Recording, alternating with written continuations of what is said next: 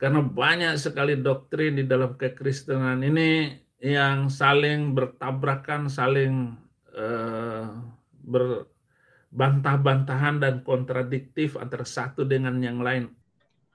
Assalamualaikum warahmatullahi wabarakatuh. Berjumpa lagi dengan saya ya di channel Debat Panas, channel yang menyajikan informasi seputar dunia debat yang panas dan cadas. Ya, dan di kesempatan ini kita akan melihat Babang Udin yang mengatakan bahwa denom-denom kekristenan ini memang kacau balau. Sesama denom saling ya mengatakan bahwa orang lain sesat ya. Antar denom mengatakan bidat, sesat gitu kan, saling menyesatkan. Bahkan ajaran Trinitas itu seperti apa, semua orang masih bingung. Antar kekristenan bingung.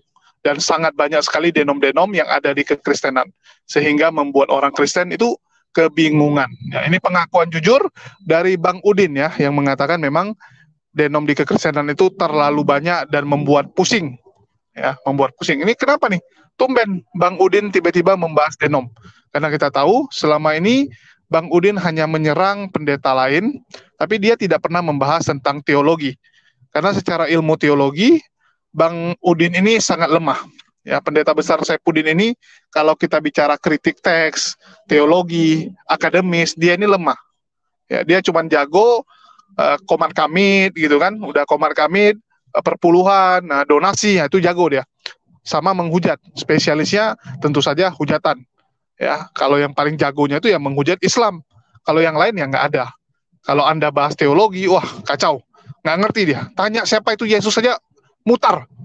Ya, teman-teman bisa lihat bagaimana pendeta-pendeta yang fokus mencari perpuluhan, mencari donasi itu memang kurang ngerti tentang Trinitas. Bahkan pendebat-pendebat Kristen lebih jago daripada mereka. Lesuli Lubis di depan anak-anak menanyakan, siapa Tuhan kalian? Anak-anak tersebut menjawab Allah. Ya, anak-anak tersebut padahal itu oten, tapi menjawab Allah. Saat ditanyain lagi, ya Yesus dibilang kan. Bapak siapa? Bapak itu Yesus. Jadi Risuli Lubis mengajarkan kepada anak-anak oten bahwa Bapak itu adalah Yesus. Dan bentar lagi kalau didengar oleh para guru-guru Trinitas, ini ditampar ini. Ya, Risuli Lubis ini dijamin kena tampar ini. Karena ajarannya sesat juga. Begitu juga dengan Saipudin. Kalau ditanya Trinitas, ditanya Yesus itu siapa? Kenapa bisa ada 3? Pasti mutar sana mutar sini. Ya itulah membuktikan kacau balaunya konsep beragama dari oten-oten ini. Mereka tidak tahu Yesus itu sebenarnya siapa. Yang mereka tahu pokoknya kami nyembah Yesus sajalah. Walaupun Yesus nggak pernah suruh ya, tidak pernah menyuruh murid-murid dan pengikutnya menyembah dia, tetapi bagi pengikutnya udahlah kami nyembah dia aja lah. Masalah benar nggak benar, pokoknya Yesus belain. Kalau kami pun salah, nanti Yesus yang belain di depan Bapa, di depan Allah. Biar Yesus yang belain gitu kan. Di otak mereka mau gampangnya saja. Ya. Di dalam otak oten itu yang penting gampang aja lah. Nanti Yesus yang jadi juru bicara bagi kita semua. Oke.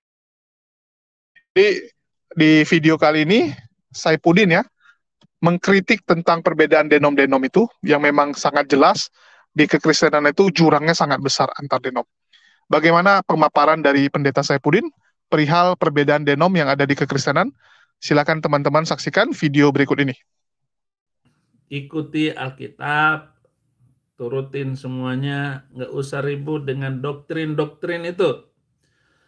Karena banyak sekali doktrin di dalam kekristenan ini yang saling bertabrakan, saling berbantah-bantahan dan kontradiktif antara satu dengan yang lain. Orang murtadin lebih-lebih saya ajak untuk bersatu, dan banyak sekali hamba-hamba Tuhan dan hamba-hamba uang itu, baik yang melayani lewat YouTube, apalagi yang lewat gereja atau dan sebagainya, itu masih banyak yang belum murni hatinya.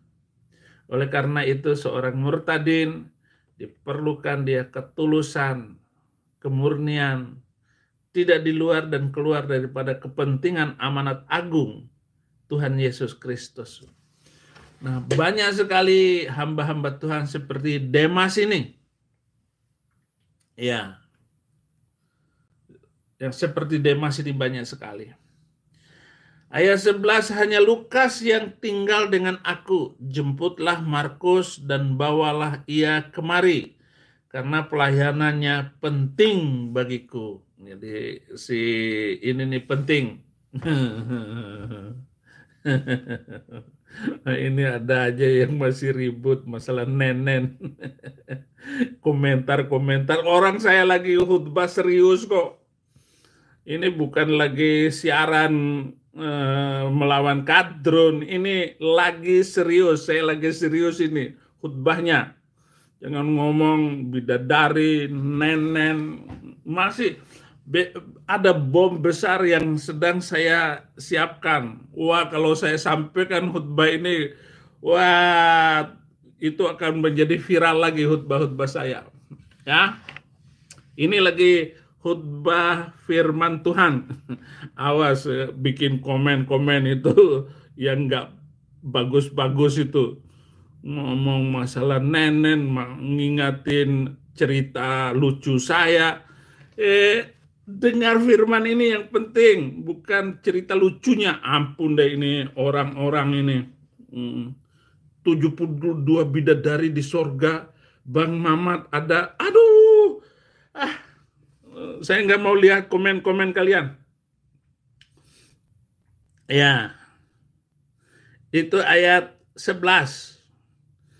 Jadi akan ada orang-orang yang setia seperti Timotius, Lukas, harus bersama-sama dengan Paulus. Ya, saya tidak perlu harta kekayaan dari kalian. Saya hanya minta doamu saja. Sudah cukup bagi saya.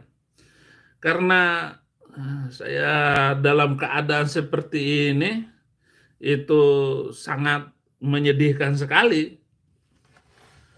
Tapi saya tetap bisa menari dan menyanyi bersama kalian, walaupun dengan penuh air mata dan kesedihan. Air mata itu saya masukin lagi ke dalam, jangan sampai keluar, supaya kalian juga apapun posisi kalian, karena kita semua lebih-lebih murtadin. Saya tahu betapa susahnya menjadi seorang murtadin di Indonesia di masa-masa sekarang. Oke? Ya, teman-teman sudah saksikan ya bagaimana Saipudin mengakui bahwa terjadi perbedaan denom yang luar biasa. Tetapi kali ini ya Saipudin agak sedikit berubah ya. Pendeta besar Saipudin yang terkenal lebih mulia daripada Yesus, ini agak berubah sikap.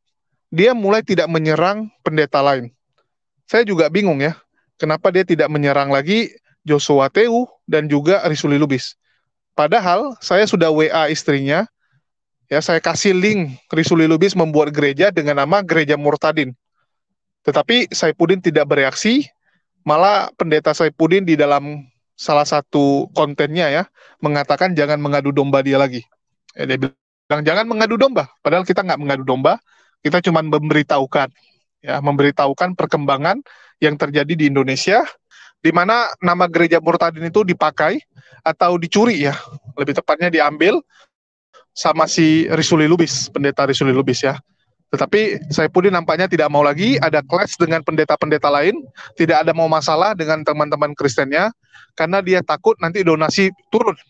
Ya sekarang dia sendirian di Amerika, semua orang menjauhi dirinya, di mana Saipudin mengaku ya orang-orang sekarang meninggalkan dirinya, dan teman-teman bisa cek video ini di mana dia mengutarakan hal tersebut. Itu namanya pengkhianat.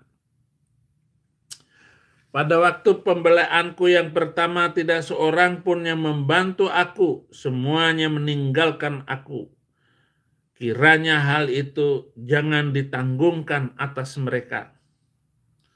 Jadi sekarang ini saudara-saudara, saya ini ibarat orang yang kena COVID.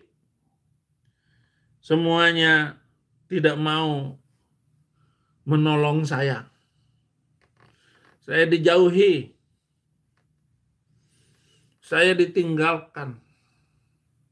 Tetapi memang janji Tuhan, aku tidak meninggalkan kamu. Nah ini nih, pasti ada orang-orang yang akan menolong dengan setia walaupun mereka tidak menyebut nama mereka siapa.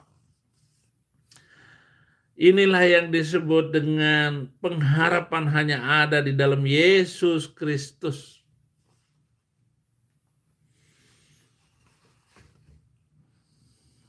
Jangan sampai itu ditanggungkan kepada saudara-saudaraku. Ya, teman-teman bisa lihat ya, semua orang meninggalkan Saifuddin dan terpaksa Saifuddin itu harus merangkul semua oten-oten. Jadi ini adalah upaya Saifuddin untuk merangkul oten-oten biar mereka ini bisa kompak. Dia mengajak oten-oten untuk kumpul bareng ya, dengan mengatakan musuh kita itu bukan sesama Kristen. Musuh kita itu adalah umat Muslim. Ya, oten-oten harus bersatu. Jadi ini mirip dengan kejadian tahun lalu. Kalau tahun lalu itu ada Niken ya. Niken mencoba menjadi pemersatu para oten-oten, ya, tapi gagal ya saat itu tahun lalu. Saya ingat ada konten saya judulnya Niken Pemersatu Kristen. Tetapi upaya tersebut gagal dan tahun ini Saifuddin berusaha menggandeng para oten-oten. Saya nggak tahu bagaimana reaksi oten-oten yang lain dari Unitarian, ya, Trinitas, gimana? Karena setahu saya, kalau saya lihat pengajaran yang dilakukan oleh Saifuddin ini lebih condong ke oneness. Pemahaman dia ini pemahaman oneness ya. Dan memang murtadin itu lebih banyak pemahaman mereka tuh oneness. Karena mereka nggak ngerti tentang teologi. Yang mereka tahu hanya menyembah Yesus, Yesuslah segalanya. Sehingga ini kalau didengar sama guru-guru Trinitas, ini pasti dimaki. Ya, saya pengen tahu nih, menurut Bang Udin, ya, Pendeta Udin, Yesus itu siapa? Dan apa itu Trinitas? Tolong kalau pendeta besar Saifuddin mendengar video ini, mendengar konten ini, coba Anda jelaskan dulu Trinitas itu apa. Saya penasaran dengan pemahaman Trinitas Anda. Ya, saya penasaran ini, apakah Anda ngerti tentang Trinitas, ataukah Anda cuma jadi Kristen untuk mencari donasi, tanpa tahu sebenarnya Tuhan kalian siapa? Ya, saya penasaran aja. Coba dijawab ini ya, Pendeta Saifuddin. Jadi, Anda mencoba menggandeng semua oten-oten, padahal di satu sisi Anda selalu menghina pendeta-pendeta lain. Ya, jangan lupa Anda selalu menghina pendeta lain. Dan memang kita nggak bisa pungkiri pemahamannya si Saifuddin ini ya. Kenapa bisa oneness? Ya pertama karena murtadin memang terlalu mengkultuskan Yesus. Murtadin itu sangat mengkultuskan Yesus, itu yang pertama. Terus kedua, dia ini adalah murid Joshua Teu. Di mana kita ketahui bersama, Joshua Teu itu adalah guru besar oneness ya, salah satu pendeta besar oneness di Indonesia, sehingga ya corak dia akan menjadi corak oneness, itu hal yang wajar ya, corak yang wajar. Jadi ya itulah yang terjadi dengan Babang Udin kita. Jadi bagi teman-teman, kita maklumi sajalah ya upaya bodoh yang dilakukan oleh Saifuddin. Kita tunggu jawaban dari Saifuddin tentang Trinitas itu apa. Saya penasaran.